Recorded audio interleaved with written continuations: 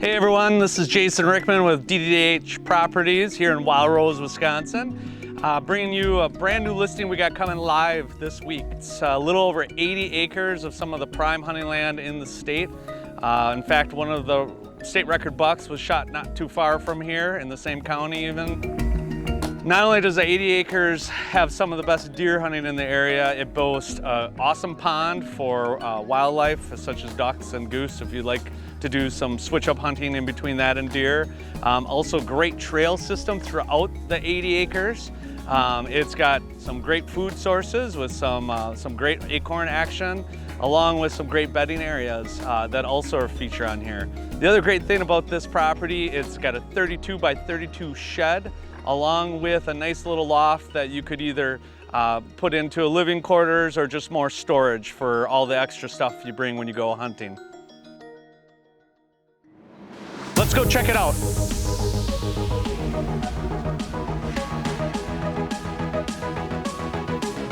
First stop, let's check out the shed. In the shed we have here a split level. So the downstairs right now, it's set up as a deer camp, or it could be part of your storage. The upstairs is actually set up one of two ways. You can either use it for extra storage, or you can have it set up as a bedroom for overnight stays from your hunting weekends.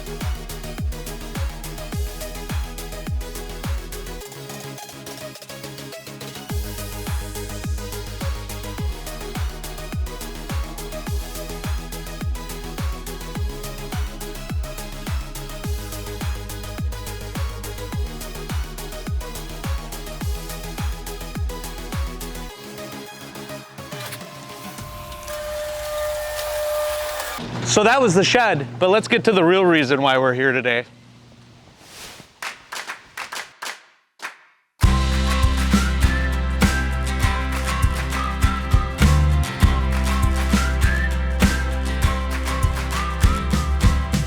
All right, some of the things that I love about this property is the thick bedding area that is located throughout this property. And it is absolutely loaded with oaks and acorns everywhere on this side, over on this side. So there's tons of food and bedding close to each other. The other nice thing that the seller has done for us is put a great trail system in here to be able to navigate the property. As you can see down there, a great trail going east to west, and then we're on a good one north to south. What the sellers are also willing to do is leave some awesome tree stands in perfect spots for your next big buck.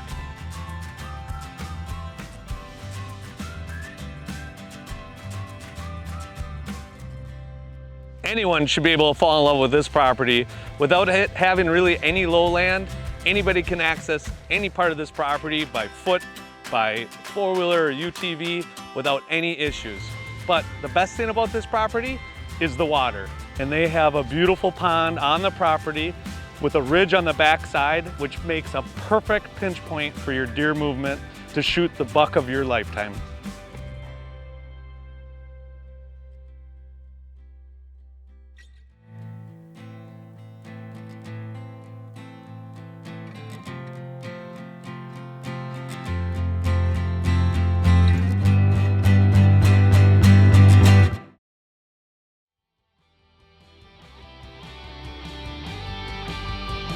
Hey, Tim Newman from Analogics Outdoors. Next up on Deer and Deer Hunting Properties, I'm going to show you how to select and establish a new mineral site.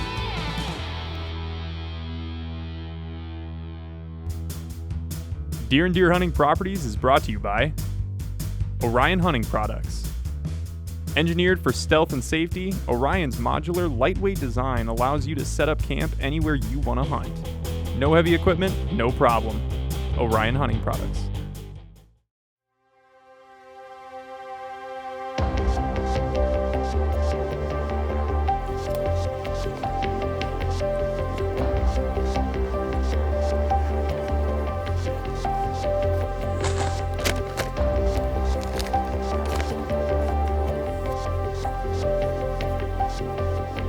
It's going to be a perfect spot. Hey, Tim here from Analogics. Today we're setting up a brand new mineral site, and what I've done is I've kind of looked at the aerial of this property and found a spot that I can get in and out of pretty easily without spooking a lot of deer that would be bedded in the woods farther in. So there's a food plot within 50 yards of this location, so I can sneak in here, put the minerals in, and also check the camera and be out of here right quick. What I'm going to do with this spot is basically just clear away all the vegetation, both living and decaying, and I want to get to bare soil because the minerals are actually going to be consumed better if they're in the dirt. Whitetails actually do consume the dirt along with the minerals. It's a process called geophagy. It's basically eating soil. So we want to get the minerals mixed into the soil. We've got a perfect tree. We can put a trail camera here and monitor this area throughout the growing season. So let's get to work.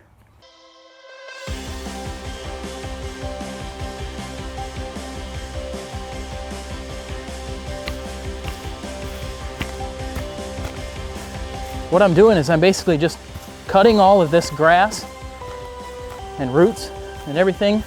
I'm getting it right down to bare soil. This is just a regular garden hoe we're using here, so.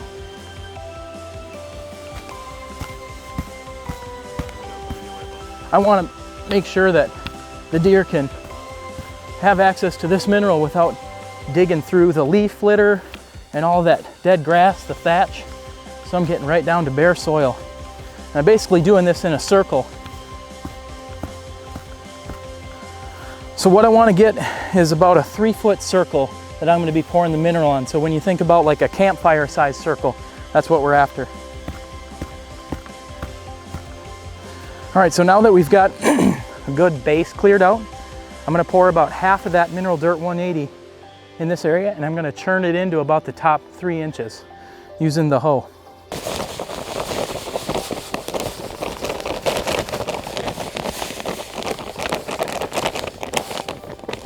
So there we've got about half the bag. We're gonna churn that into the soil. So for this, I'm turning the hoe, so I'm digging in with the skinnier portion so I can get more of that topsoil up to the top. Now I'm gonna even that out just a little bit. Get rid of some of these roots that I cut out. Okay, now we're gonna pour the rest of the bag on top. We're gonna mix in a little bit of that white out as well. Mineral Dirt 180 is a great granular mineral product just by itself. But in this instance, we're in a brand new mineral site. I wanna give it a little bit of a cake topper. That's what this Black Ops whiteout is. It's more of an attractant than the pure mineral. And that's gonna get the deer to quickly utilize this site and basically give them another reason to stop by and give us a good picture on the trail camera. So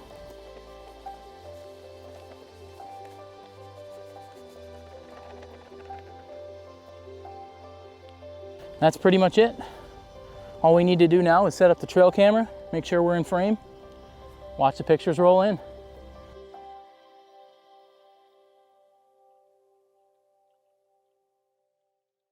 So you've done the homework, you've decided how many does that you could take off of that private parcel. If you're hunting public land, well, it really depends upon the public land that you're hunting. But when should you take them off? So did you know that within hours of being born, a fawn can stand up and move itself from the birth site? So it's pretty amazing. I mean, you think about humans and what we have to do to be able to stand up. You know, it takes us 8 months to a year on average, and a fawn does it within a couple hours. So it's pretty amazing how they have evolved to get away from that site that is dangerous in terms of a possible predation event.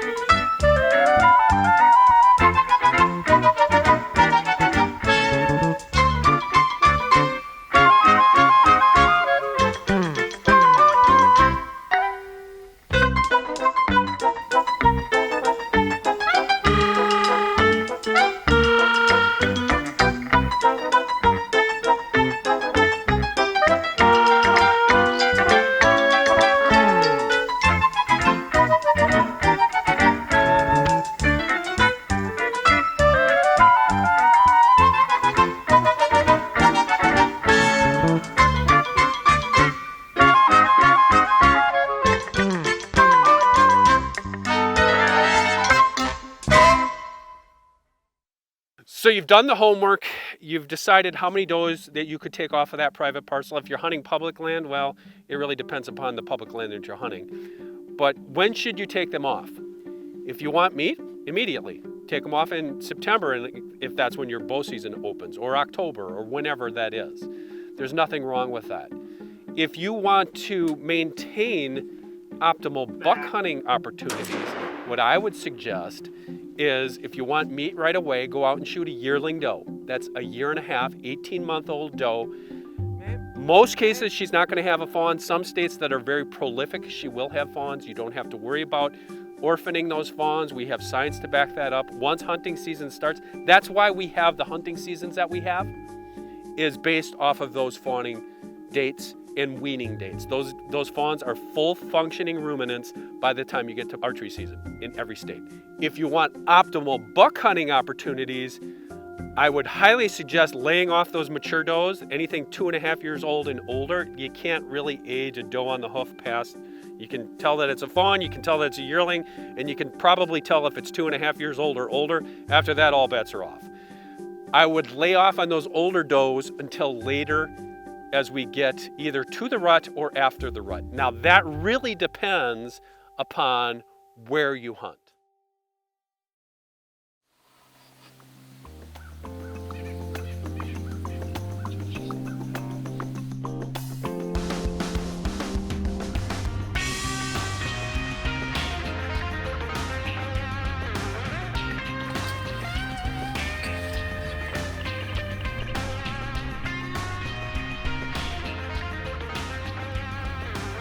Meep, meep.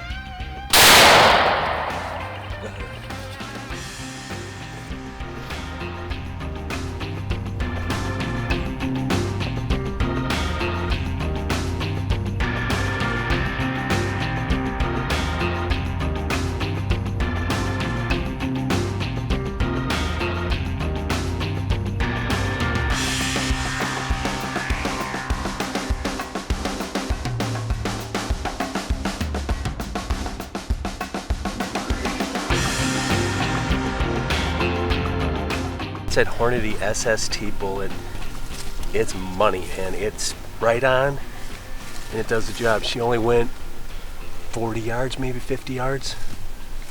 Good day. Deer and Deer Hunting Properties is brought to you by Analogics, perfecting the science of deer feed. Ready to harvest a giant? Let Analogics help you attract, hold, pattern, and grow trophy bucks. Analogics, because there is no off-season. Here's a tip for all you guys who want to improve your hunting properties. Add a little bit of water.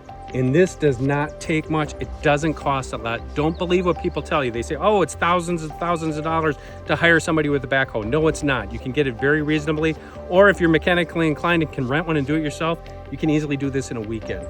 The biggest thing with adding any type of water source, I always make sure that it's near cover and it's near a travel corridor. It's just like putting in food. The deer will be attracted to it, but how often they use it really depends upon how comfortable they feel. The best parts, surrounding cover, some nearby food plots, add water, you're gonna have deer activity throughout deer season.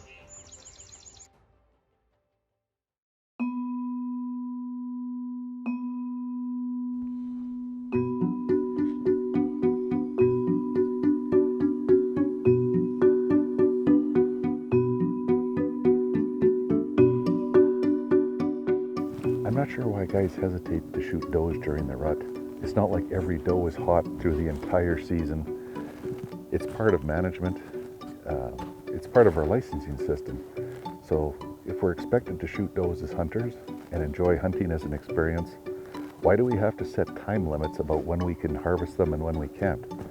If you're out in the field in the rut hunting bucks already and the does are there, it just makes sense to take advantage of it.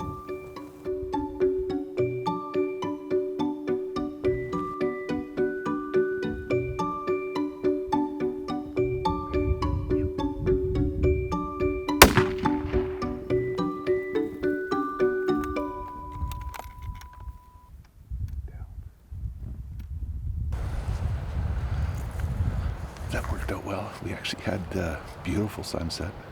We got about 40 minutes of legal light left. And the deer had really been holding in the low spots with the wind here.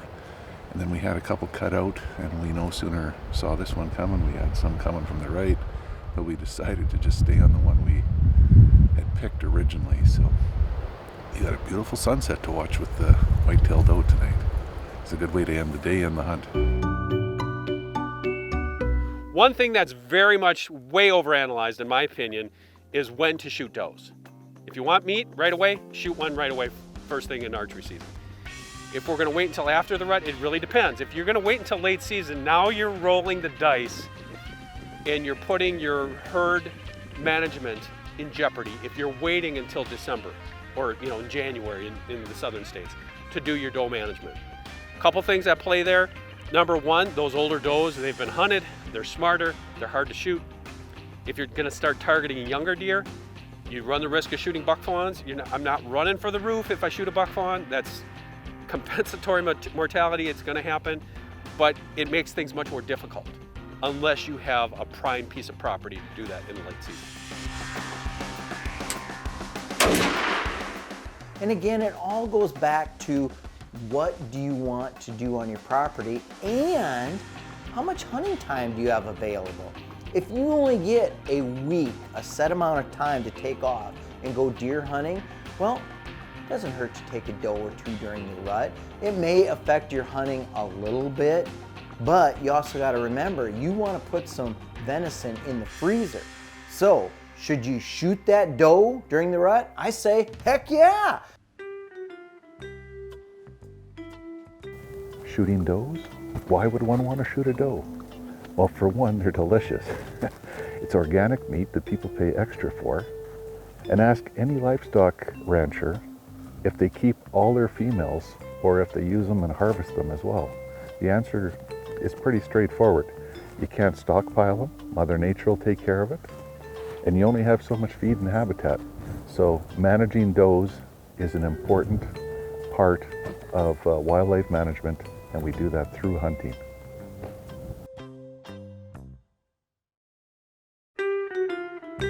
Since we're on the topic, and I'm a journalism nerd at heart, it's does, plural, when we're talking about more than one doe.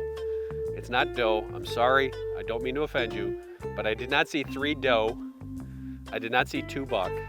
I saw 3 does, I saw 2 buck, and I saw 4 turkeys. That's your nerdy grammar police tip of the day.